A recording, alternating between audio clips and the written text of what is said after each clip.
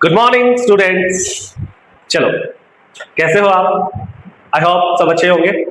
तो चलो बात करते हैं हम अगली क्लास में। आज हम पढ़ने वाले हैं, तो जैसा कि आपने लास्ट क्लास में देखा, हमने शुरू किया था chapter number 2 that is polynomials. तो हम बात करते हैं यहाँ पे नए चैप्टर की। तो हमने लास्ट क्लास में देखा, इंट्रोडक्शन की बात की, तो आज हम शुरू करते हैं उससे आगे। तो आज का टॉपिक होगा आपका जीरोस ऑफ द पॉलिनोमियल। क्या होगा? तो आज का टॉपिक है हमारा zeros of the polynomial. Okay, तो हेडिंग है आपकी जीरोस ऑफ द पॉलिनोमियल। तो देखो, जीरोस ऑफ द पॉलिनोमियल क्या होता है, इसको हम समझते हैं सबसे पहले।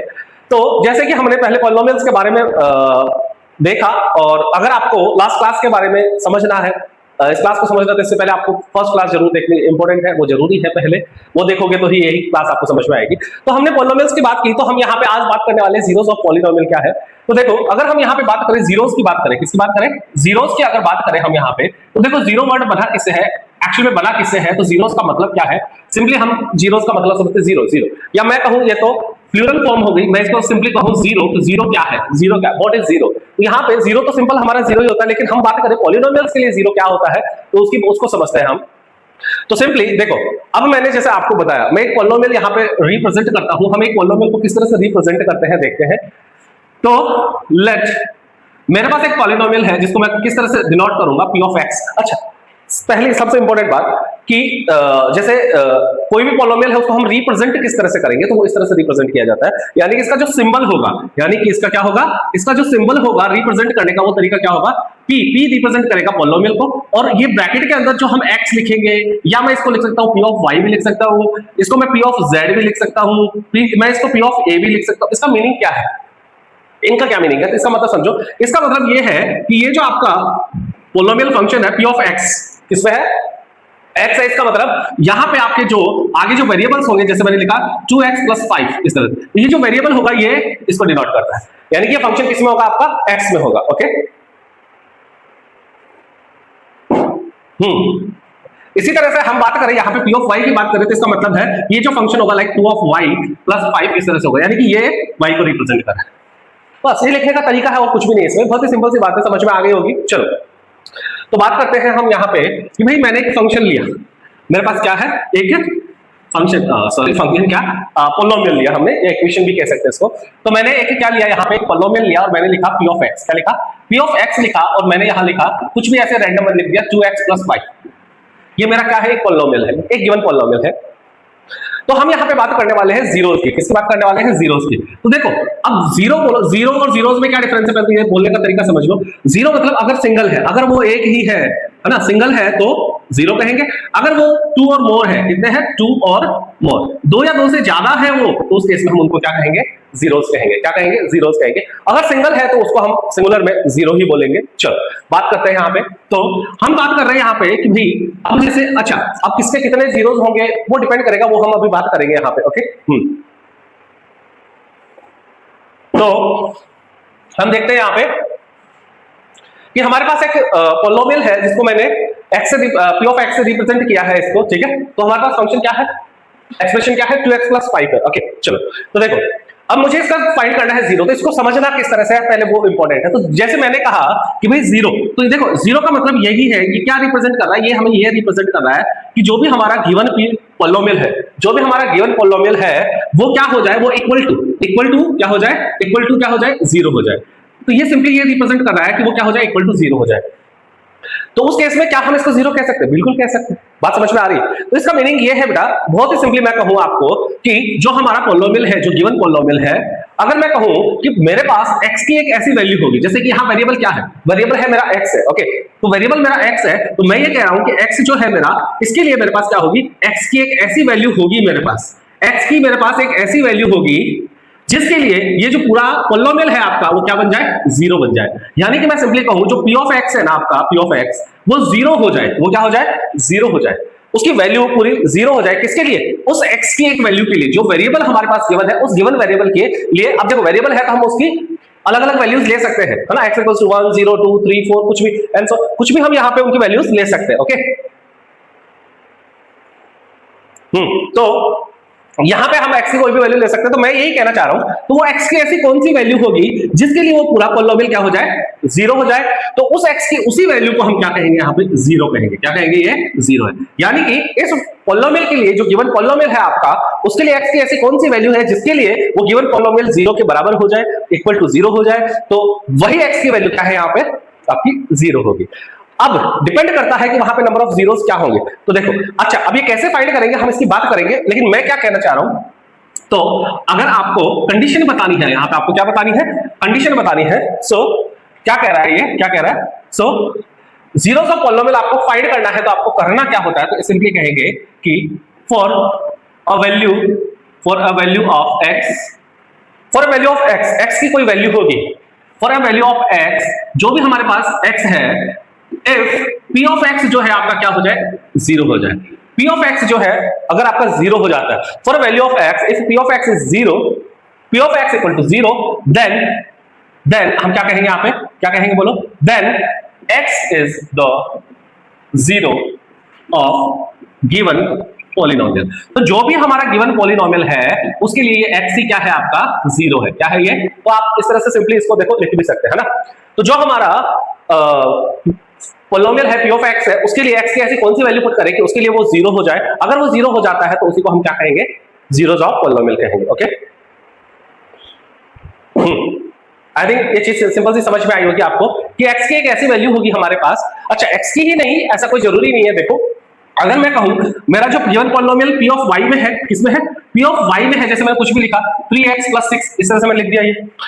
तो अगर मेरा गिवन पॉलिनोमियल y में है, इसका मतलब फॉर किसके लिए, y इक्वल्स टू, यानी कि y की एक ऐसी वैल्यू होगी हमारे पास, y की एक ऐसी वैल्यू होगी उसके लिए ये पूरा क्या हो जाए, जीरो हो जाए। यानी कि it should be p of y जो है आपका क्या हो जाना चाहिए, जीरो हो जाए। अगर ये हो जाता है इस तरह से, अगर ये जीरो हो जाता है तो उस केस में हम कहेंगे कि ये जो y है, जो y की जो वैल्यू है, यही क्या है हमारा, जीरो है। यही क्या है हमारा, जीरो है। यहाँ बोलो, बात समझ में आई होगी आपको सिंपली।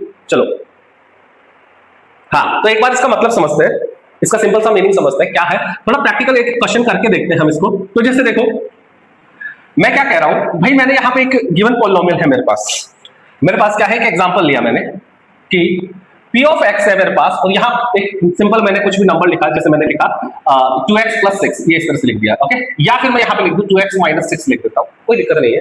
तो इसके लिए हमें क्या करना है, देखो, हमें इसका जीरो फाइंड करना है। इसका जीरो क्या होगा, तो ऐसे तो पता चलेगा नहीं, तो हम कैसे करेंगे, तो x की वो क्या वैल्यू है, x की तो बहुत सारी वैल्यू है, इनफाइनाइट वैल्यूज है, ये वेरिएबल है, x हमारा वेरिएबल है, तो इसकी इनफाइनाइट वैल्यूज है, तो वो कौन सी वैल्यू होगी जिसके लिए वो क्या होने वाला है, जीरो होने वाला है। तो उसको पता कैसे करेंगे, तो उसके लिए हम क्या करते हैं, देखो, तो सिंपली मैंने क्या किया, सबसे पहले यहाँ पे मैंने क्या किया कि मैंने यहां पुट क्या किया भाई, x इक्वल टू में चलो जीरो ही लेके देखते हैं अपन। सबसे पहले मैंने कौन सी वैल्यू ली, x को जीरो लिया मैंने। तो जैसे x जहां x है वहां जीरो पुट करूंगा, तो देखो यहां से क्या आ गया, p ऑफ, यहां x है यानी कि p ऑफ जीरो आ गया। इसमें तो कोई दिक्कत नहीं, x जीरो था, इसका मतलब आगे भी जहां पे जीरो है वहां पे, अब ये देखो 2 और x है, ये 2 और x है, इन दोनों के बीच में क्या है, कोई भी साइन नहीं है, तो उस केस में हम मैथ्स में क्या मानते हैं, मल्टीप्लिकेशन का, यानी कि यहाँ पे मल्टीप्लाई का साइन है इनके बीच में। और x की वैल्यू क्या है, x की वैल्यू हमारी जीरो है, ये जीरो हो गया, और ये -6 हो गया। जैसे मैंने इसको सिंप्लीफाई किया तो p ऑफ जीरो मुझे क्या मिला, p ऑफ जीरो मुझे क्या मिला, p ऑफ जीरो मिला मुझे, ये क्या हो गया, बोलो 0 - 6, यानी कि मिला मुझे -6, क्या मिला, -6। तो p ऑफ जीरो के लिए क्या वैल्यू हमें, जीरो आई क्या हमारी, क्या वैल्यू जीरो आई, नहीं आई। इसका मतलब ये जो हमने लिया है, ये x इक्वल टू जीरो, तो यहां लिखेंगे therefore x equal to zero is not the zero, x equal to zero जो है हमारे x की जो वैल्यू है, is not the zero of given polynomial. तो जो भी पॉलिनोमियल हमें गिवन था उसके लिए x इक्वल टू जीरो है, वो इसका जीरोस नहीं है, वो इसका जीरो नहीं है। चलो, क्या मतलब है सर, कुछ मतलब नहीं है। देखो, दूसरा चेक करते हैं, समझ में आएगा। तो अगले केस में हम क्या करते हैं, यहाँ पे 1 ले लेते हैं। क्या ले लेते हैं भाई, मैंने अब इस बार x की वैल्यू ले ली, 1 ले ली। अब चलो चेक करते हैं। तो जैसे ही मैंने यहाँ पे x की वैल्यू 1 पुट करी, तो p ऑफ 1 यहाँ भी चेंज होगा, यानी कि यहाँ भी ये क्या आएगा, 1 आएगा, ये 1 आएगा, यानी कि ये मैं p ऑफ 1 की बात कर रहा हूँ। यहाँ बोलो 2 1 अब ये पहले सॉल्व होगा अकॉर्डिंग टू बोर्ड मास, तो 2 1 2 और ये -6, यानी 2 - 6 क्या है, बोलो, same sign different sign, different sign मतलब ऐड होगा या सब्ट्रैक्ट होगा, ऑब्वियस। बड़ा नंबर कौन सा है, लार्जर नंबर 6, दैट इज 6 में से 2 माइनस करो, क्या मिला, 4 मिला। लेकिन 4 किसका साइन क्या होगा, उसका जो बड़े वाले का है। ग्रेटर नंबर का साइन नेगेटिव है, इसका मतलब जो भी हमारे पास यहाँ 4 आएगा वो किसका होगा, माइनस का होगा। किसका होगा, माइनस का 4। अब बताओ फिर हमारे पास क्या आई वैल्यू, -4 आई। इसका मतलब क्या हुआ, इसका मतलब ये हुआ कि x इक्वल टू जो 1 है वो भी आपका जीरो नहीं है। वो भी आपका जीरो नहीं है। तो सिंपली यहां पे भी हम यही लिखेंगे कि x equal to 1 is not the zero of the given polynomial, यानी इसका ये भी नहीं है। चलो कोई बात नहीं, चलो तो बात करते हैं यहाँ पे। अब मैं क्या कर रहा हूं, अब नेक्स्ट टाइम मैं ले रहा हूं यहाँ पे x इक्वल्स टू क्या ले रहा हूं मैं, लेट्स सपोज मैं 2 ले रहा हूं। अब मैंने ये चेंज करी, फिर से मैंने वैल्यू चेंज करी और x इक्वल्स टू मैं अब 2 ले रहा हूं यहाँ पे। तो चलो चेक करते हैं इसको भी। तो यहाँ पे p ऑफ 2 आ जाएगा, यहाँ क्या आ जाएगा p ऑफ 2 यानी कि 2 की वैल्यू। तो यहाँ पे चेक करा तो ये 2 2 सा, यहाँ क्या आ जाएगा बोलो, 2 2 सा 4 हो जाएगा, 4 माइनस 6 फिर वही चीज। यहाँ क्या मिला हमें, -2 मिला। ये -2 मिला मतलब फिर मुझे वापस जीरो नहीं मिला है, वापस जीरो नहीं मिला, इसका मतलब क्या हुआ कि x इक्वल्स टू 2 भी आपका जीरो नहीं है। बहुत ही सिंपल सी बात समझ में आ गई। चलो नेक्स्ट नंबर चेक करते हैं। अब x के बाद 2 के बाद मैं जाता हूं वहां पे 3 पे जाता हूं, 3 पे चेक किया तो यहाँ पे क्या आ जाएगा, p ऑफ 3 आ जाएगा। ये p ऑफ 3 होगा, इसका मतलब यहाँ पे भी क्या आ गया, यहाँ पे 3 आ गया। ये 3 आया तो ये देखो क्या हुआ बोलो, 2 3 सा ये क्या आया यहाँ पे 6 आया, और 6 माइनस 6 क्या मिलेगा हमें, ये मिलेगा 0। ओ तो p ऑफ 3 है वो मेरा 0 आ गया। यही तो कहा हमने कि जो p ऑफ x है आपका वो इक्वल टू 0 आ जाना चाहिए अगर आपको 0 फाइंड करना है। तो ये तो 0 आ गया। जैसे 0 आया इसका मतलब यहाँ पे x इक्वल्स टू जो 3 है वो आपका 0 है, वो इसका 0 है, इसका मतलब यहां से नॉट हटा देंगे तो लिख देंगे x equal to 3 is the 0 of the given polynomial. इसका मतलब ये जो 3 है आपका ये इसका पॉलिनोमियल है। बोलो बात समझ में आई कि नहीं? बहुत ही सिंपल सी। अच्छा कई बार आपको ये भी कहता है कि भाई x इक्वल्स टू 0 पे 1 पे 2 पे 3 पे आप इसकी वैल्यू फाइंड करो।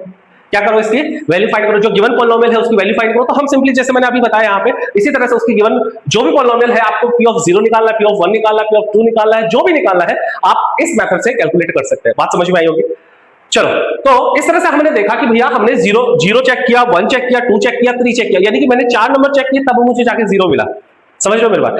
अब इसका क्या मतलब है, इसका मतलब ये है अगर मैं कहूं कि मान लो मेरा जो भी जीरोस होंगे यहाँ पे गिवन पॉलिनोमियल के अकॉर्डिंग, तो वो 0 1 2 3 4 5 6 के आसपास ही नहीं, मान लो वो 99 है या 100 है, तो क्या मैं यहाँ पे 99 या 100 वैल्यूज को चेक करने बैठूंगा? नहीं, ये तो नहीं हो सकता। ये तो हो नहीं सकता कि भाई हम इस तरह से यहाँ पे जो भी गिवन पॉलिनोमियल सबको चेक करेंगे, ट्रायल एरर और मेथड तो हम लगा नहीं सकते यहाँ पे।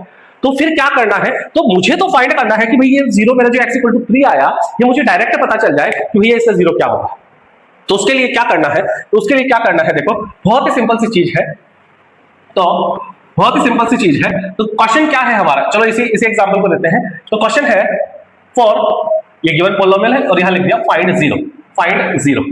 आपको इसका 0 फाइंड करना है। तो देखो 0 कैसे फाइंड करेंगे, मैंने क्या बताया आपको, मैंने यही बताया कि जब भी आपको किसी भी गिवन पॉलिनोमियल के 0 फाइंड करना है तो हमारे पास जो कंडीशन है वो क्या है, सो यहां लिखेंगे टू फाइंड 0। अच्छा अब देखो मैं वो चीज मैं अभी बताऊंगा। तो टू फाइंड 0 हमें क्या करना होगा, जो भी p ऑफ x है हमारा उसकी कंडीशन पुट करेंगे, यानी कि p of x should be equal to 0।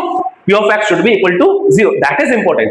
अब p ऑफ x क्या है, p ऑफ x तो ये ना मेरा, यही तो है p ऑफ x की वैल्यू, यहां पुट करूंगा p ऑफ x की जगह, ये आएगा यहाँ पे 2x - 6 इक्वल टू 0। अब करना क्या है, अरे भैया x की वैल्यू हमें मिल जाएगी। अब सिंपली आपको जैसे भी आपके पास गिवन इक्वेशन है या पॉलिनोमियल है, लीनियर है, क्वाड्रेटिक है, क्यूबिक है, डबल क्वाड्रेटिक, किस तरह का है उसके अकॉर्डिंग हमें इसको क्या करना है, सॉल्व करना है। इसको सॉल्व करेंगे, सॉल्व करने के लिए हमें अलजेब्रिक एक्सप्रेशन को सॉल्व करना आता है, ट्रांसपोजिंग मेथड से करो, वेरिएबल से किसी से भी करो, बाकी बेस्ट मेथड क्या है, ट्रांसपोजिंग मेथड। तो सिंपली आपको ट्रांसपोजिंग करना, 6 सबसे पहले जाएगा, तो 2x इक्वल्स टू ये क्या हो जाएगा 0, और ये माइनस का 6 इधर आते क्या हो जाएगा प्लस का 6, यानी यहां से मुझे क्या मिला 0 + 6 6 ही होता है, सिंपल। लेकिन मुझे तो 2 भी नहीं चाहिए, मुझे खाली x चाहिए, मुझे यहां ओनली x चाहिए। अब 2 और x में किसका रिलेशन है, मल्टीप्लाई है। अब ये मल्टीप्लाई की चीज कहां जाएगी, बोलो कहां जाएगी, डिवाइड में जाएगी, यानी यहां डिवाइड में आ गई, कहां आ गई बोलो, डिवाइड में आ गई। अब ये इससे कट रहा है सिंपली, तो यहां से क्या मिला 3 मिला, 2 1 2 3, तो x की वैल्यू आ गई हमारे पास 3। बोलो समझ में आया क्या? अच्छा तो ये मेथड है।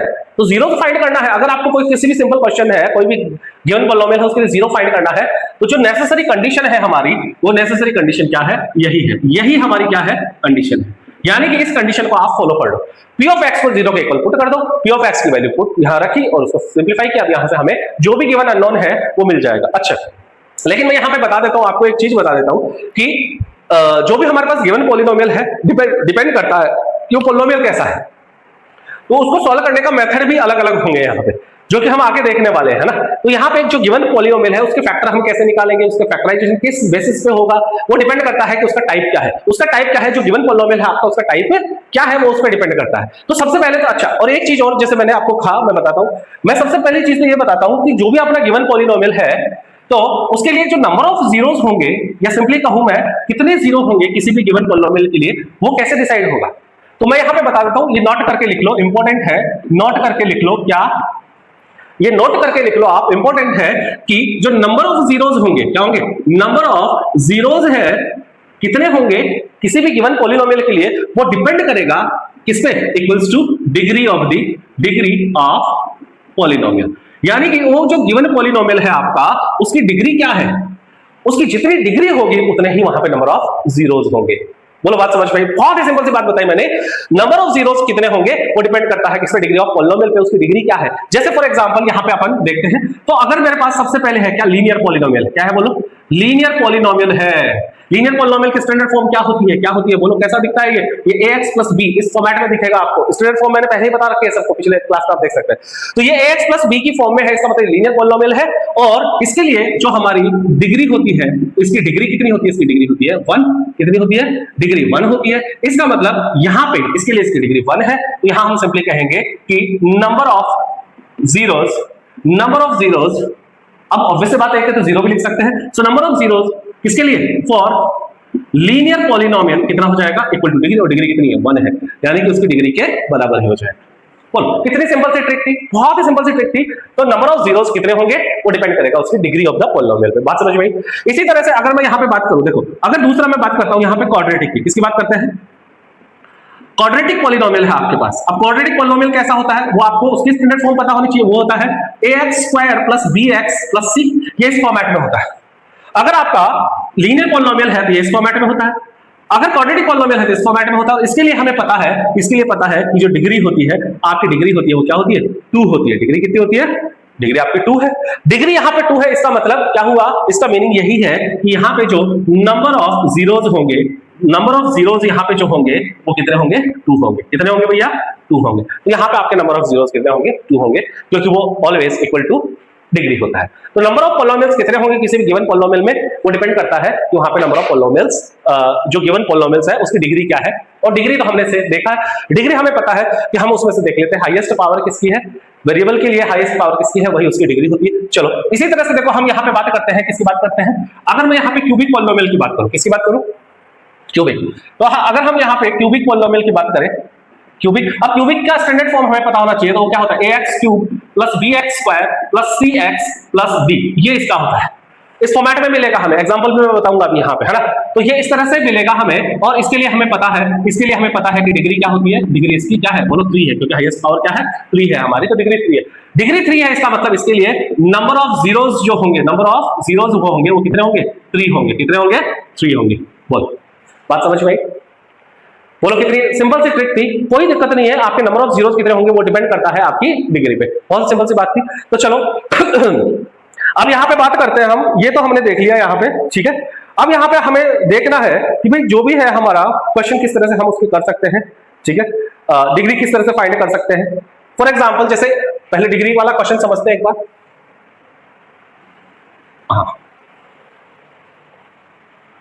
Wait a minute. हाँ, तो हम जैसे मैं एक पहले सिंपली आपको डिग्री भी तो पता होनी चाहिए। तो डिग्री कैसे फाइंड करते हैं, एक एग्जांपल बता देता हूं। जैसे मैंने कहा यहां पे फाइंड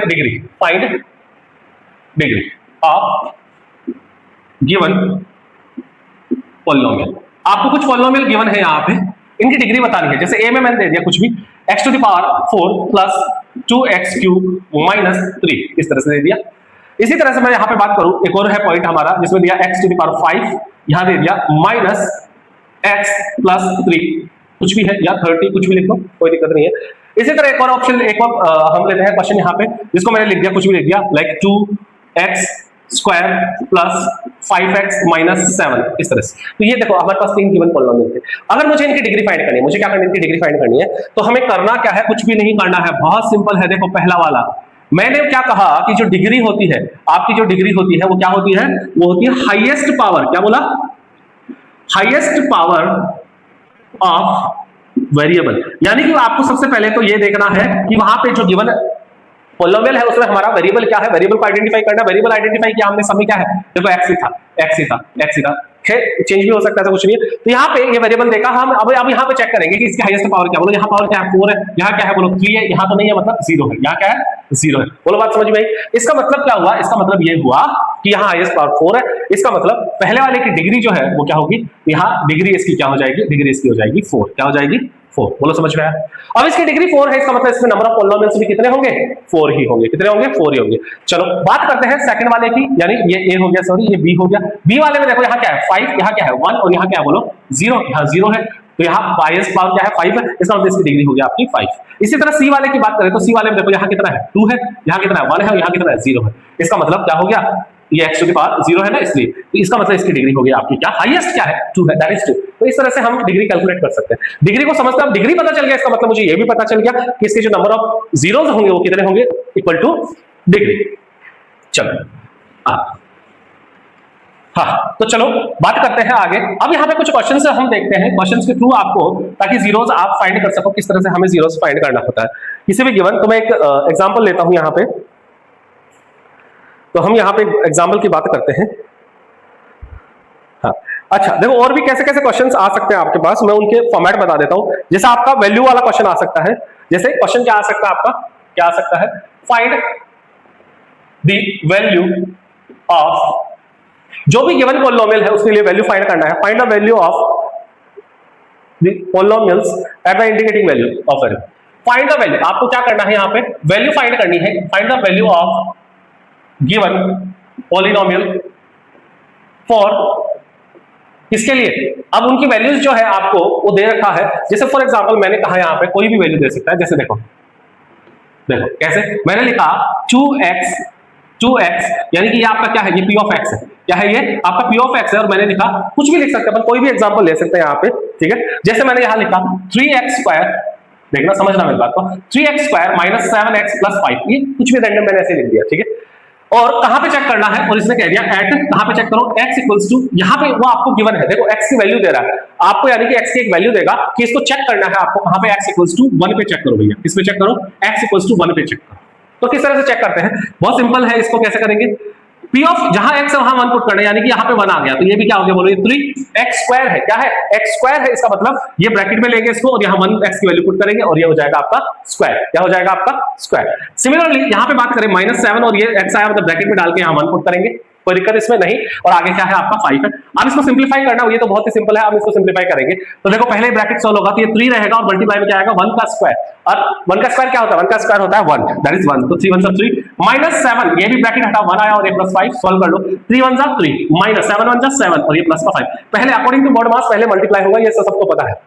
सॉल्व किया, ये दोनों देखो लाइक टर्म्स है, ये लाइक टर्म्स है, यानी 5 + 3 8 हो जाएगा, 8 -7 यानी कि यहां से मिल जाएगा आपको क्या 1, इस तरह से। तो आपको कोई भी पॉलिनोमियल गिवन हो सकता है और उसके लिए वो कह सकता है कि इसकी x इक्वल्स टू 1 पे, x इक्वल्स टू 2 पे, x इक्वल टू 3 पे, जो भी आपको x की वैल्यू गिवन है उसके ऊपर आपको उसकी वैल्यू फाइंड करनी पड़ सकती है, ठीक है। सिमिलरली अगर हम यहाँ पे बात करें, देखो किसी भी तरह से हो सकता है, जैसे मैंने यहाँ पे थोड़ा सा चेंज करते हैं अपन, ठीक है। तो ये क्या है, देखो एक एग्जाम्पल लेते हैं, हम एनसीईआरटी का एग्जाम्पल लेते हैं, और ये एग्जाम्पल क्या कहता है, एक है 44 P ऑफ t गिवन है आपको, इस बार फंक्शन t में है और यहां दे रखा है 4t4 minus 3t³ plus 2t² plus 6, इस तरह से कुछ एग्जांपल है आपका, ओके ठीक है। हाँ खैर ठीक है, कोई भी हो सकता है, कोई फर्क नहीं पड़ता। आपको चेक करना है कहां पे, एट कहां पे चेक करना है, t इक्वल्स टू किस पे, कोई भी वैल्यू दे सकता है, आपको कोई भी वैल्यू दे सकता है। तो जैसे मैं कहूं, मैं कह रहा हूं भाई जैसे 0 1 2 3 नंबर ही कोई जरूरी नहीं है, जरूरी नहीं है वो नंबर ही दे, आपको इस 0 1 2 की जगह वो कोई वैल्यू भी दे सकता है। जैसे यहाँ t इक्वल्स टू a पे बोल दिया, क्या बोल दिया कि t इक्वल्स टू a पे बताओ क्या होगी इसकी वैल्यू, तो t इक्वल्स टू a पे हमें चेक करना है इसकी वैल्यू, तो क्या होगा देखो, यानी इसका मतलब वही है जहां जहां आपका t है वही वहां पे a पुट कर देंगे, तो यहां पे आ जाएगा p ऑफ t की जगह a पुट किया तो ये a आ गया, और यहां हो गया 4, अब यहां t है, t का मतलब क्या है a का 4 माइनस 3 और ये हो जाएगा a का क्यूब प्लस 2 और ये हो जाएगा a का स्क्वायर और ये प्लस 6, सिंपल। आज इसको सिंपलीफाई करेंगे, अब यहां नंबर तो है नहीं, सिंपलीफाई क्या ही होना है, तो यहां मिल जाएगा 4a4 minus 3a cube plus 2a square, समझ रहे, एंड प्लस 6, ये इस तरह से, इसमें कोई दिक्कत नहीं, बहुत सिंपल। सर अगर यहाँ पे t की कोई वैल्यू होती, मान लो हमें चेक करना है t इक्वल्स टू कहां पे चेक करना है, अगर मैं कहूं कि मुझे 0 पे चेक करना था, t इक्वल टू 0 पे चेक करना, मैं आपको यहाँ पे एक शॉर्ट ट्रिक बताता हूं, अगर कभी एमसीक्यू में पूछे कि t इक्वल टू 0 पे बताओ इसका आंसर क्या होगा, तो आपको उसको सॉल्व करने की जरूरत नहीं है। देखो मैं बहुत सिंपली बताता हूं, देखो t इक्वल टू 0 का मतलब है कि t की वैल्यू जैसे हम 0 पुट करेंगे तो वहां पे जो भी टर्म होगी वो पूरी की पूरी 0 हो जानी है। अगर मैं यहाँ पे देखूं तो यहाँ पे बोलो t की टर्म है, यहाँ पे t की टर्म है, यहाँ पे t की टर्म है, इसका मतलब जिस टर्म में हमारे पास t है वो तो पूरी 0 हो जानी है।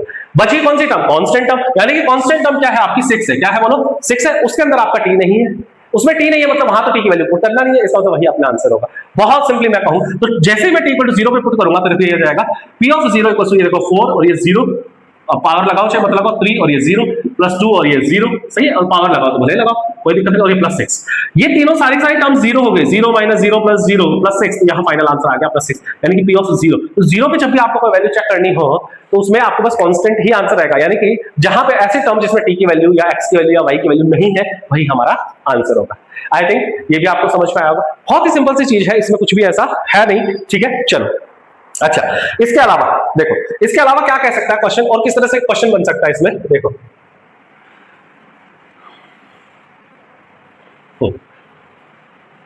और किस तरह से क्वेश्चन बन सकता है आपका, ये इस तरह से भी कह सकता है चेक वेदर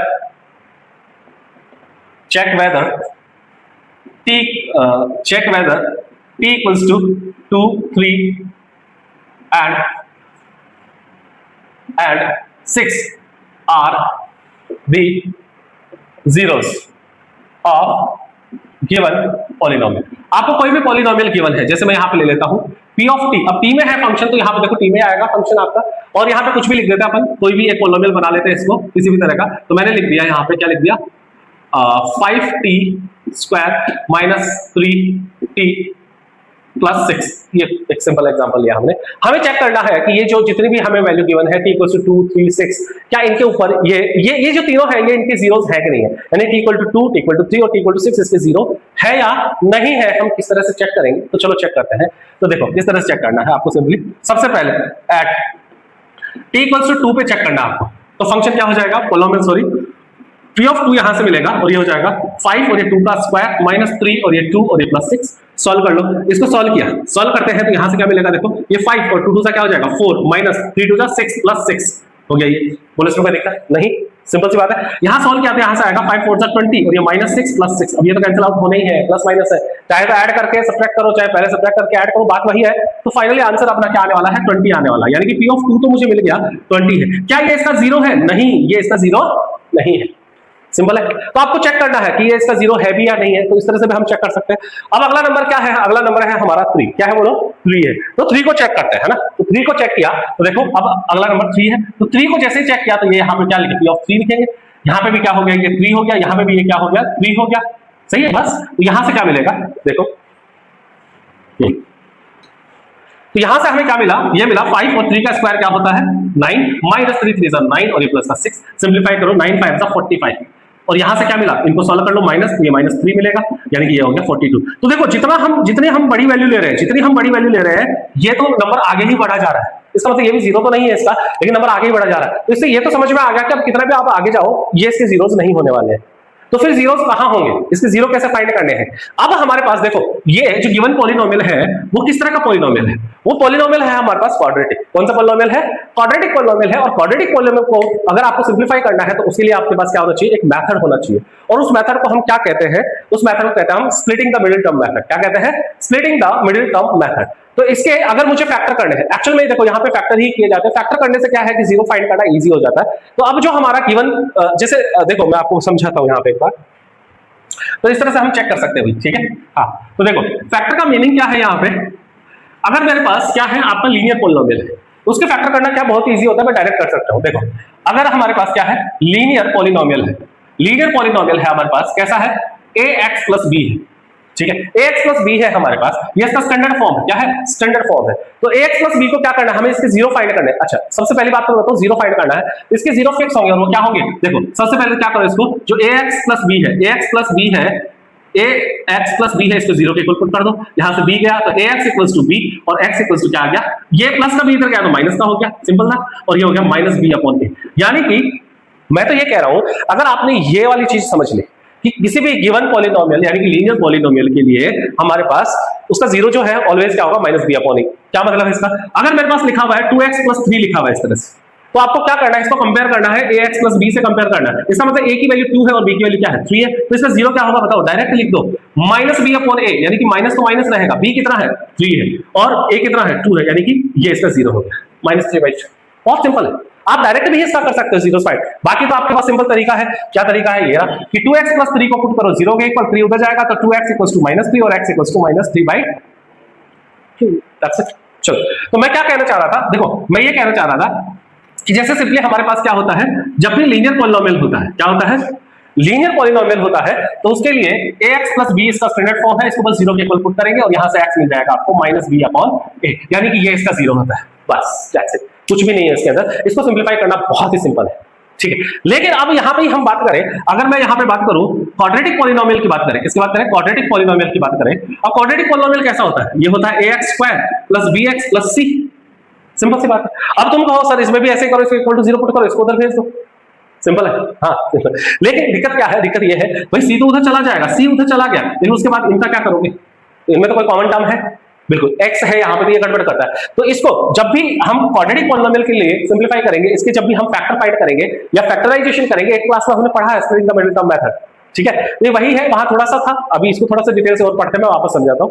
और splitting the middle term method आपको आ गया है, तो मैं बता रहा हूं आपको इस चैप्टर में कोई दिक्कत आने वाली भी नहीं है।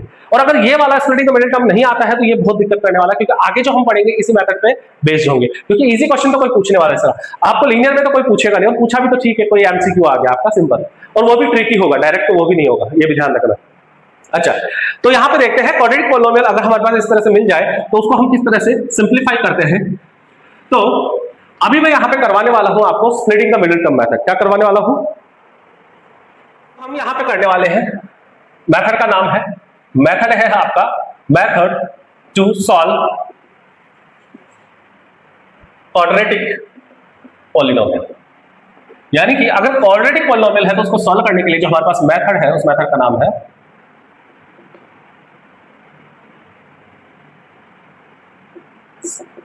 स्प्लिटिंग द मिडिल टर्म, ठीक है। इसको शॉर्ट में कहते हैं एसएमटी, शॉर्ट में क्या कहते हैं, आप इसको शॉर्ट में अगर बोलना चाहो तो एसएमटी भी बोल सकते हो, बाकी स्प्लिटिंग द मिडिल टर्म थोड़ा सा अच्छा लगता है ना बोलने में, वो थोड़ा और भी थोड़ा यूनिक लगता है, बाकी आप ठीक है शॉर्ट में बोलना चाहो तो एसएमटी भी बोल सकते हैं, इसको ऐसा कुछ नहीं है। तो ये splitting the middle term method क्या है, देखो इसको समझते हैं, इस मेथड को समझते हैं। मैंने क्या कहा, बेसिकली ये किसके लिए है, क्वाड्रेटिक, आपके पास क्वाड्रेटिक ही होगा, क्वाड्रेटिक पॉलिनोमियल जो है उसके लिए ये सॉल्व करना होगा। तो सबसे पहले तो देखो मैं कहता हूं यहां पे कि हमारे पास क्या है, क्वाड्रेटिक पॉलिनोमियल है ax square plus bx plus c, ये हमारा क्वाड्रेटिक पॉलिनोमियल है। अगर मुझे इसके फैक्टराइज करना है, इसको फैक्टराइज करना है, या मैं सिंपली कहूं जीरो फाइंड करना है, तो सबसे पहले तो ये हमारा गिवन p ऑफ x है, क्या है ये हमारा गिवन p ऑफ x है। तो आपको टू फाइंड जीरो क्या करना है, जीरो फाइंड करना है, सो टू फाइंड जीरो, अब यहां जीरो नहीं जीरोज होंगे, जीरोज क्यों होंगे, क्योंकि क्वाड्रेटिक है तो इसकी डिग्री 2 है, 2 है इसका मतलब इसके नंबर ऑफ जीरोज 2 होंगे अपने पास, ठीक। सो टू फाइंड जीरो, हमें क्या करना है, p ऑफ x जो है उसको पुट कर देना है सबसे पहले, तो जीरो के इक्वल क्या कर देना है, जीरो के इक्वल पुट कर देना है। तो जैसे ही यहां पे आया तो ये हमारा ax स्क्वायर है प्लस bx है प्लस c है, ये आ गया आपका जीरो के इक्वल, क्या हो गया, जीरो के इक्वल। चलो यहां तक समझ में आ गया, यहां तक कोई दिक्कत नहीं है। चलो अब देखो, अब यहां पे क्या करना होता है कि जो भी हमारे पास गिवन पॉलिनोमियल है, क्वाड्रेटिक पॉलिनोमियल है, तो आपको एक यहां पे सिंपल सा काम करना होगा। सबसे पहले तो देखो जो भी, अच्छा जैसे फॉर एग्जांपल मैं यहां पे लूं तो मेरे को कुछ एग्जांपल इस तरह से गिवन होगा, 2x square plus 7x minus 3 equal to 0, इस तरह से मान लो ये एग्जांपल है। तो सबसे पहले तो आपको क्या करना है कि जो भी आपको गिवन पॉलिनोमियल है उसको स्टैंडर्ड इक्वेशन जो आपकी है या पॉलिनोमियल है उससे क्या करना है, कंपेयर करना है। कंपेयर करके आपको क्या करना है, आपको फाइंड करना है यहां से किसकी वैल्यू, a क्या होगा, फिर मैं बात करूं b क्या होगा, और फिर मैं बात करूं तो यहां पे आपका c क्या होगा, c क्या होगा, तो ये चेक करना होगा आपको, है ना, a क्या होगा, b क्या होगा, c क्या होगा, ये आपको चेक करना है। और कभी भी जब भी हम कंपेयर करते हैं, किसी भी इक्वेशन को हम कंपेयर करते हैं, तो उस केस में हमारे पास सबसे इंपॉर्टेंट चीज क्या होनी चाहिए, सबसे इंपॉर्टेंट चीज हमारे पास ये है कि भैया हमारे पास वो जो गिवन पॉलिनोमियल है उसको स्टैंडर्ड फॉर्म में लाना होता है। स्टैंडर्ड फॉर्म का मतलब है, क्या मतलब है, जैसे कि फॉर एग्जांपल ये स्टैंडर्ड फॉर्म है आपकी, यानी कि यहाँ पे ये जो टर्म है, यानी कि एक्स स्क्वायर, ये जो एक्स स्क्वायर है, एक्स स्क्वायर के साथ में, यहाँ वापस लिखता हूँ, एक्स स्क्वायर के साथ में, एक्स स्क्वायर के साथ में जो भी होगा, यहाँ पे जो भी आपका कोएफिशिएंट होगा उसको ही हम a कहेंगे, उसको ही हम a कहेंगे। इसी तरह से यहाँ फिर क्या आया, प्लस आया, और ये b ऑफ x आया, यानी यहाँ पे x वाली टर्म जो है उसके साथ में जो होगा, वो जो होगा उसको हम b कहेंगे, और सिंपली जो फाइनली आपकी कांस्टेंट टर्म होगी उसको हम क्या कहेंगे, c कहेंगे। लेकिन इंपॉर्टेंट मैंने क्या कहा कि यहाँ पे स्टैंडर्ड फॉर्म में यहाँ पे प्लस है और यहाँ पे प्लस है, तो आपकी जो गिवन इक्वेशन है उसको भी ऐसे बनाना होता है। तो अब इसी तरह से अगर मैं इसको देखो कन्वर्ट करता हूँ, समझना, देखो मैं आपको थोड़ा सा एक हिंट देता हूँ।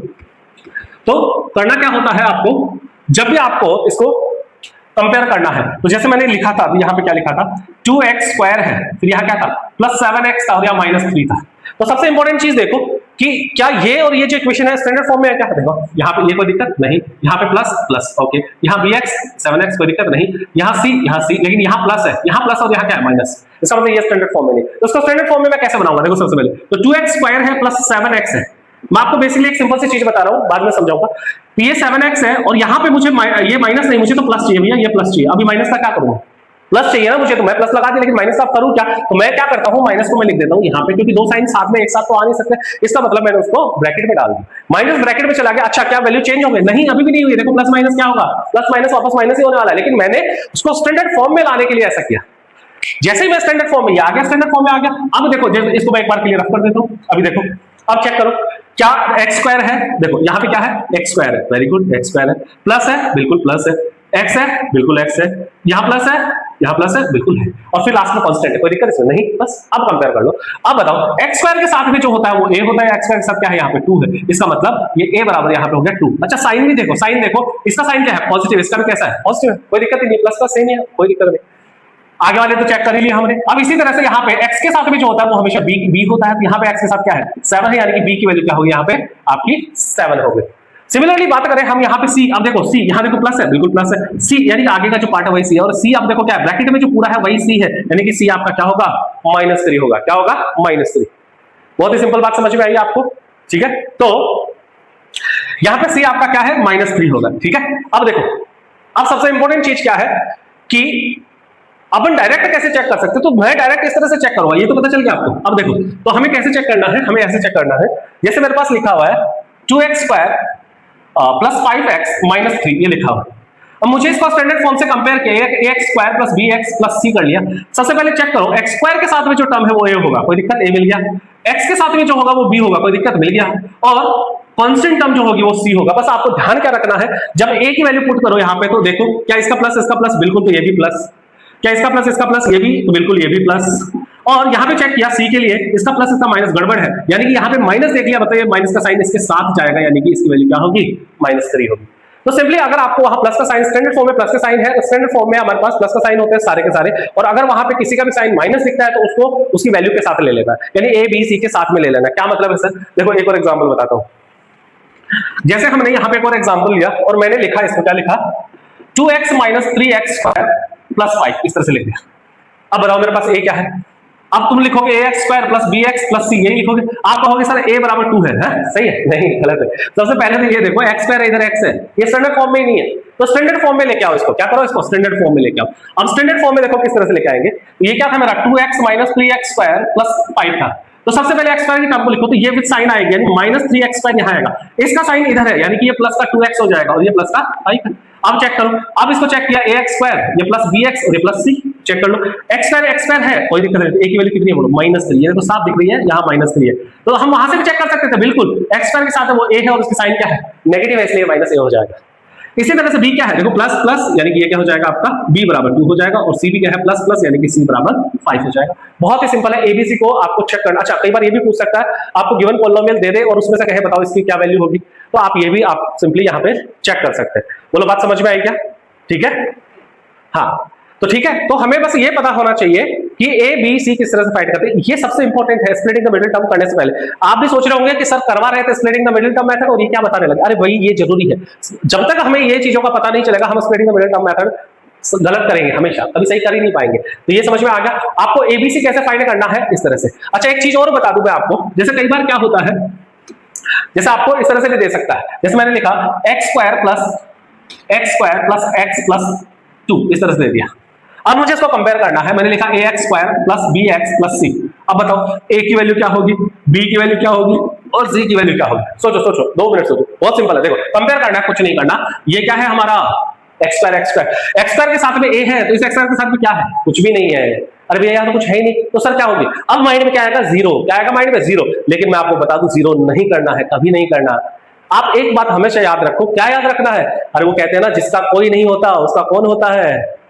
सबका मालिक एक है, एक। इसका मतलब यहाँ पे a जो है उसकी वैल्यू होगी 1। अरे सिंपली मैं कह रहा हूँ x स्क्वायर है और मैं कह रहा हूँ 1x स्क्वायर है, किसी को डिफरेंस है क्या? कोई दिक्कत नहीं है, एक ही तो बात है।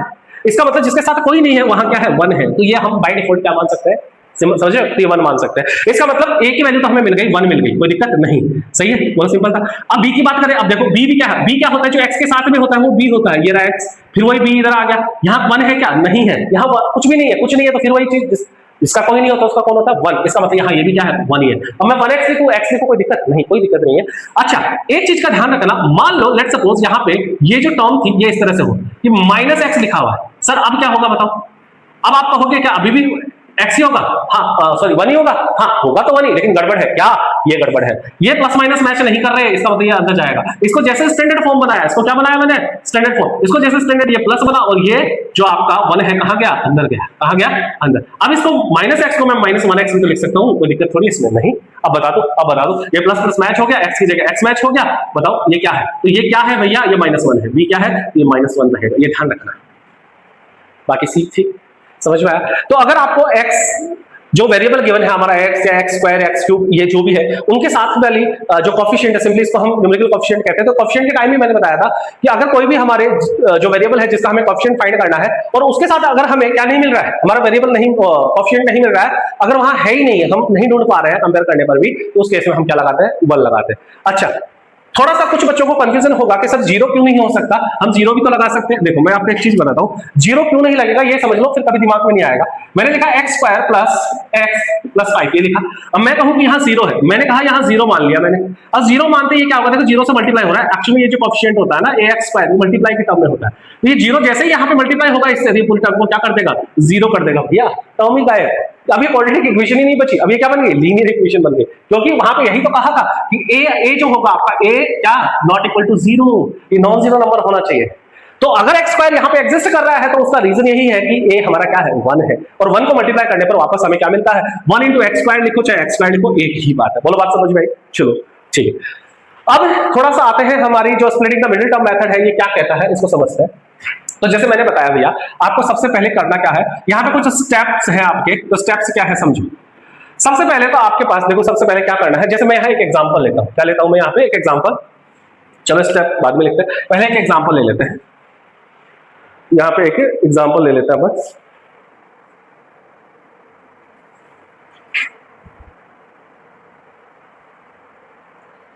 हाँ हाँ, तो बच्चों यहाँ एक एग्जांपल ले लेते हैं अपन। तो एग्जांपल में मैंने लिया लाइक कुछ भी लिखा मैंने, 2x स्क्वायर लिखा, और यहां लिखा प्लस 3x और यहां लिख दिया 1। फिर सपोज ये हमारा p ऑफ x है, क्या है ये मेरा p ऑफ x है, ठीक है, ये मेरा एग्जांपल है। तो ये मेरा p ऑफ x है, और आपको बोल दिया, क्या बोला, फाइंड जीरोस, क्या बोला, फाइंड जीरोस। जीरोस मतलब इसके ऑब्वियस सी बात है, 2 जीरोस होंगे, क्वाड्रेटिक पॉलिनोमियल है। तो सबसे पहले देखो मैं आपको बता देता हूं, जब भी स्प्लिटिंग द मिडिल टर्म आप यूज करोगे तो सबसे पहला स्टेप यहां पे अपन लिखेंगे स्टेप 1। अच्छा लिखना नहीं है, मैं बस बता रहा हूं आपको। तो स्टेप 1 में आपको क्या करना है, कंपेयर करना है, कंपेयर विद स्टैंडर्ड फॉर्म। जो भी आपके स्टैंडर्ड फॉर्म है उससे कंपेयर करो, यानी कि जो p ऑफ x है, यानी कि ये जो 2x स्क्वायर है प्लस 3x है प्लस 1 है, इसको कंपेयर करो ax square plus bx plus c, इससे। ये स्टैंडर्ड फॉर्म है हमारे पास। स्टैंडर्ड फॉर्म से इसको कंपेयर करो, कंपेयर करते ही आपको यहां से क्या मिलेगा, a मिलेगा, फिर क्या मिलेगा, b मिलेगा, और फिर क्या मिलेगा, c मिलेगा। एंड फाइंड करो क्या, A B and C, ABC को फाइंड कर लो। तो यहां पे हमने एबीसी फाइंड किया, तो चेक कर लो। अच्छा प्लस माइनस भी देख लेना, हाँ ये प्लस प्लस ये प्लस प्लस ये प्लस प्लस मतलब चेंज नहीं होगी वैल्यू। तो ए बराबर यहां पे 2 होगा, बी बराबर यहां पे क्या होगा, बोलो, बी बराबर आपका 3 होगा, और सी बराबर क्या होगा, यहां पे आपका 1 होगा। बोलो इसमें कोई दिक्कत, मुझे नहीं लगता इसमें कोई दिक्कत है ना। तो आपको पहला स्टेप समझ में आया कि नहीं आया, पहला स्टेप आपको आई थिंक समझ में आ गया है। तो पहला स्टेप क्या है भाई हमारा, पहला स्टेप यही है हमारा कि जो भी आपको गिवन इक्वेशन है उसको कंपेयर करो किससे, स्टैंडर्ड फॉर्म से। अच्छा ये इस तरह से करना है क्या, देखो मैं आपको मेथड सिखा रहा हूं कैसे करना है, क्वेश्चन हम देखेंगे फिर। अब इसी तरह से मैंने यहां क्या लिया, स्टेप 2 लिया, क्या लिया, स्टेप 2। अब स्टेप 2 में क्या करना आपको, देखो बहुत ही सिंपली, जो भी ये नंबर, हाँ यहां साइन का थोड़ा सा ध्यान रखना आपको। अब जो भी नंबर आया तो यहां पे आपको करना है फाइंड a इंटू सी, ए और सी को मल्टीप्लाई करना है, यानी कि इसका प्रोडक्ट फाइंड करना है। फाइंड प्रोडक्ट यानी कि a इंटू सी करना है, और मैं यहां लिख देता हूं विद साइन। विद साइन मतलब अगर किसी के साथ प्लस है तब तो कोई दिक्कत है ही नहीं, लेकिन अगर माइनस का साइन है तो माइनस को भी लेना है। जैसे फाइंड a इंटू सी या विद साइन, तो यहां से हमें क्या मिलेगा, इसका प्रोडक्ट मिलेगा, क्या मिलेगा, प्रोडक्ट मिलेगा। तो यहां पे हमने प्रोडक्ट फाइंड कर लिया, यानी कि a इंटू सी का निकाल लिया। अब जैसे ये a इंटू सी निकाला, and also find the factors of product. जो भी हमारा प्रोडक्ट आया उसके क्या करो, फैक्टर्स, जो भी पॉसिबल फैक्टर है वो फाइंड करो। कैसे, क्या मतलब है, ये देखो इसका ये मतलब है, जैसे इस एग्जांपल जैसे ये लिखा, अब a इंटू सी का आया 2 और 1 आया, क्या आया, तो a इंटू सी मैंने यहाँ पे जैसे किया तो ये आया 2 इंटू 1, यानी कि 2 1 सा 2, ये 2, और मैंने क्या कहा विद साइन, दोनों के प्लस है, इसका मतलब ये भी क्या रहेगा, प्लस रहेगा। सर प्लस क्यों लगा रहे हो, मत लगाओ ना, देखो मैं आपको समझाता हूं मैं क्यों लगाया हूं, आपको वो समझ में आ जाएगा। तो सबसे पहला स्टेप समझ में आया आपको, कंपेयर किया, एबीसी फाइंड किया, माइंड में भी कर सकते हैं जी। उसके बाद a इंटू सी किया, ये भी आप माइंड में कर सकते हैं। तो 2 1 सा क्या होता है, 2 ही होता है, 2 1 सा क्या होता है, 2 होता है।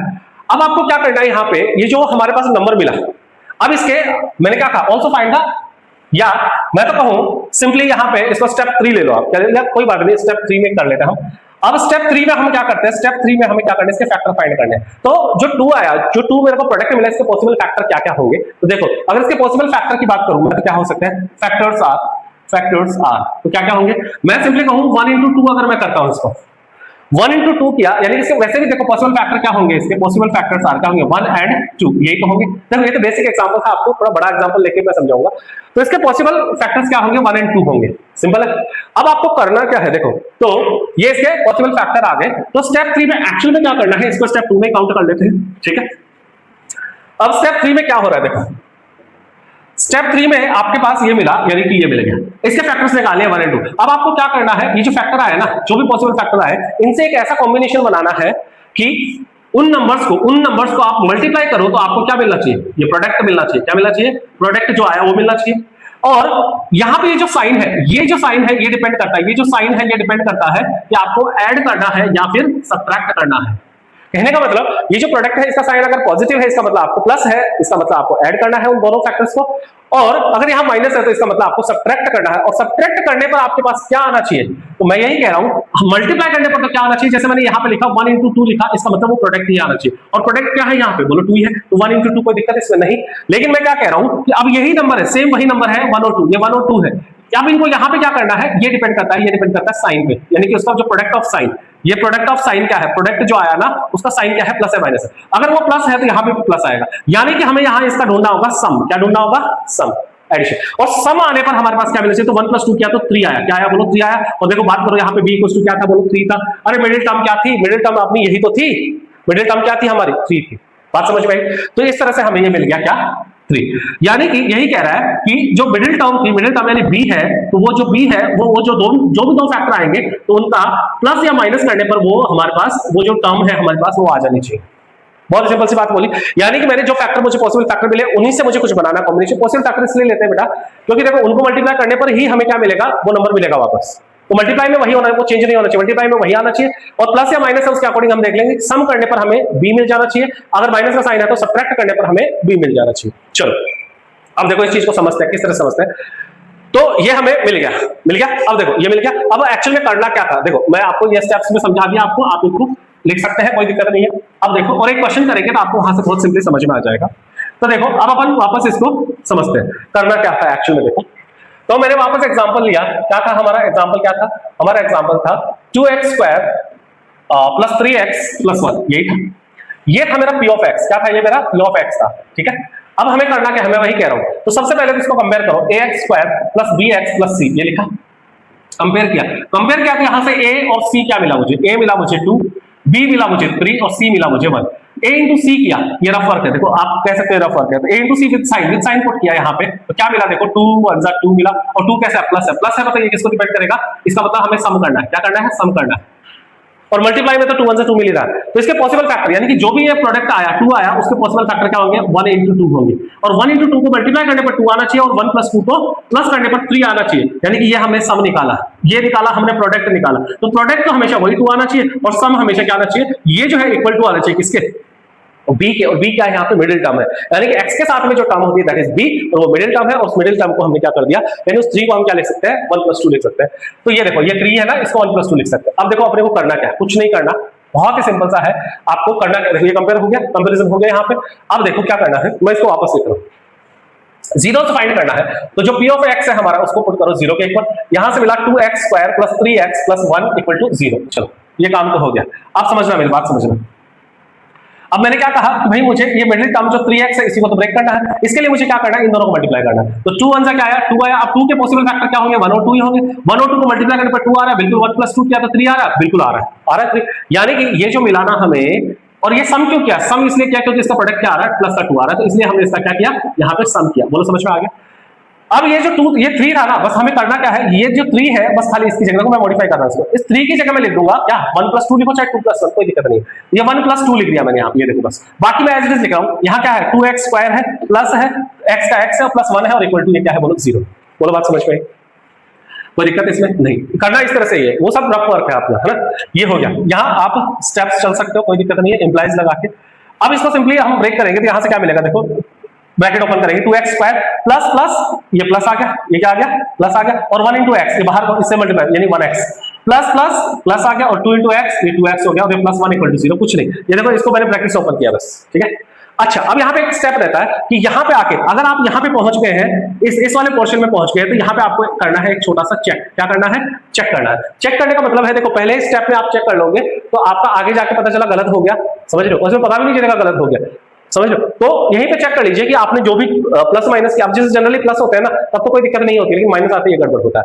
क्यों होता है मैं समझाता हूं। तो आपको बस यहाँ पे एक छोटा सा चेक मारना है, माइंड में ही मारना है। कैसे मारना है कि भैया ये क्या है आपका, बोलो ये क्या है, 1x है, किसका, देखो प्लस का 1x है, ये क्या है, ये भी प्लस का 2x है, सेम साइन है बिल्कुल, तो क्या हो जाएंगे, ऐड हो जाएंगे। तो 1x और 2x क्या हो जाएंगे, 3x हो जाएगा। क्या हो जाएगा, अरे 1x और 2x क्या होगा, 3x हो रहा है, यानी कि सम करने पर 3x मिल रहा है, और हमारे पास क्या 3x ही था, बिल्कुल 3x ही था। इसका मतलब ये सही है।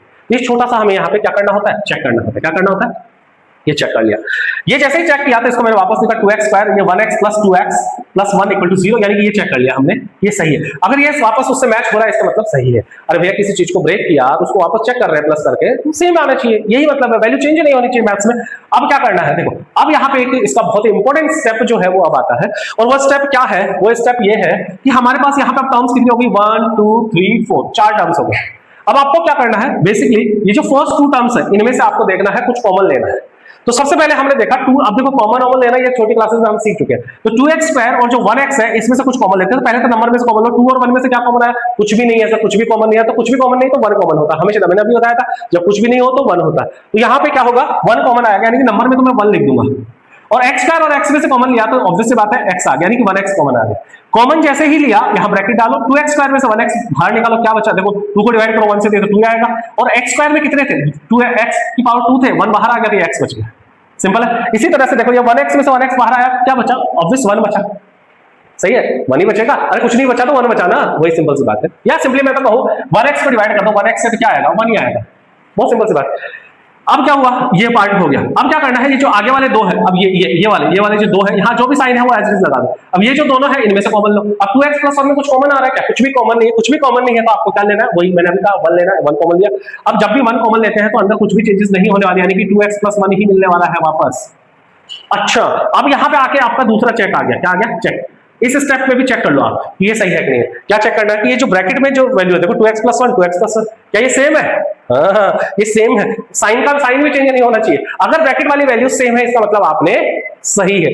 अभी तक आपके स्टेप्स क्या है, एकदम परफेक्ट है। चलो अब एक्चुअली देखो हमने किया क्या है, एक्चुअल में हमने क्या किया है, हमने देखो इनको क्या कर दिया, ब्रेक कर दिया। तो हमने ये जो 2 टर्म्स थी इनमें से जो कॉमन टर्म है वो निकाला। इस तरह से ये जो ब्रैकेट वाली टर्म है ये हमारी कॉमन टर्म आ गया। अब इसको हम ओवरऑल कॉमन ले लेते हैं, लेकिन इसको मैं तो आपको शॉर्टकट में लिखने का तरीका बताता हूं। देखो आपको लिखना किस तरह से, हाँ शॉर्ट में देखो किस तरह से लिखना आपको, ये जो भी है आपको ब्रैकेट वाली जो टर्म है उसको एक बार लिखो, यानी कि 2x + 1, इसको ब्रैकेट वाली टर्म को एक बार लिख दो, और विदाउट ब्रैकेट वाली टर्म है उसको एक बार लिख दो, यानी कि यहाँ पे क्या है, यहाँ आ जाएगा 1x + 1, या 1x में नहीं लिखूं तो मैं इसको सिंपली x + 1 लिख सकता हूं, कोई दिक्कत इसमें नहीं। और इक्वल टू में क्या है बोलो, 0, इक्वल टू 0 चल रहा है आपका। यहां से क्या मिला, यहां से देखो अब हमें इनको, अब ये जो ये फैक्टर आ गया, ये फैक्टर आ गया, हमें फाइंड करना है 0। तो 0 के लिए हमने पता ही है, अरे भैया दोनों टर्म ही क्या है, 0 के इक्वल है, तो अब इन दोनों में से हमें फाइंड करना है। तो हमें क्या करना है, किसी एक को 0 के इक्वल मानना है। तो सिंपल सी बात है, अब जैसे मान लो मुझे ये वाला x फाइंड करना है, ये वाला फाइंड करना है, तो उसके साथ वाली टर्म कहां जाएगी, 0 में जाएगी। इसका मतलब यहाँ पे या और ये फाइंड करना है तो ये टर्म 0 में जाएगी। इसको हम सिंपली कैसे लिखेंगे, सीधा सीधा कैसे लिखेंगे, ये जो 2x + 1 है इसको भी 0 के इक्वल पुट कर दो, और इधर x + 1 है इसको भी सेपरेटली, मतलब दोनों को अलग अलग 0 के इक्वल पुट कर दो। और अब यहां से वही देखो ये क्या बन गया, अब ये लीनियर बन गया। लीनियर हमें सॉल्व करना आता है, तो यहां से आएगा आपका 2x = ये 0, और ये 1 इधर आया तो माइनस का 1, यहां से मिला -1, और ये क्या मिला, x चाहिए 2 कहां है, अपॉन में, ये मिल गया हमें पहला। इधर भी करेंगे तो x इक्वल टू क्या है 0 -1, यानी कि यहां से आया आपका -1, ये x की वैल्यू आ गई, ये मिल गया हमें दूसरा। अब ये इसके दो जीरोस फाइंड हो गए, इसको बोल देंगे अल्फा, इसको बोल देंगे बीटा। अच्छा ये कुछ नहीं है अल्फा बीटा, अभी कंफ्यूज मत हो, ये सिंपली नाम है यार, इसको कुछ भी नाम देना है, दो है तो मैंने अल्फा बीटा बोल दिया, कोई दिक्कत नहीं, कोई दिक्कत नहीं। इससे आपको समझ में आया? तो किस तरह से हमने देखो इसके जीरोस फाइंड किए, कहने का मतलब x की जो एक तो वैल्यू होगी -12 और दूसरी जो वैल्यू होगी -1, उसके ऊपर जाके ये जो इक्वेशन है आपकी क्या होने वाली है 0 होने, इन दो के ऊपर ही इक्वेशन ये 0 होगी, इसके अलावा किसी के ऊपर भी ये 0 नहीं होने वाली है। ठीक है, तो आई थिंक आपको splitting the middle term method समझ में आया होगा। ठीक है, तो इसके बाद हम कुछ और एग्जांपल ट्राई करेंगे। ठीक है, तो वो हम करते हैं अगली क्लास में। ओके, तब तक thank you, bye bye, take care.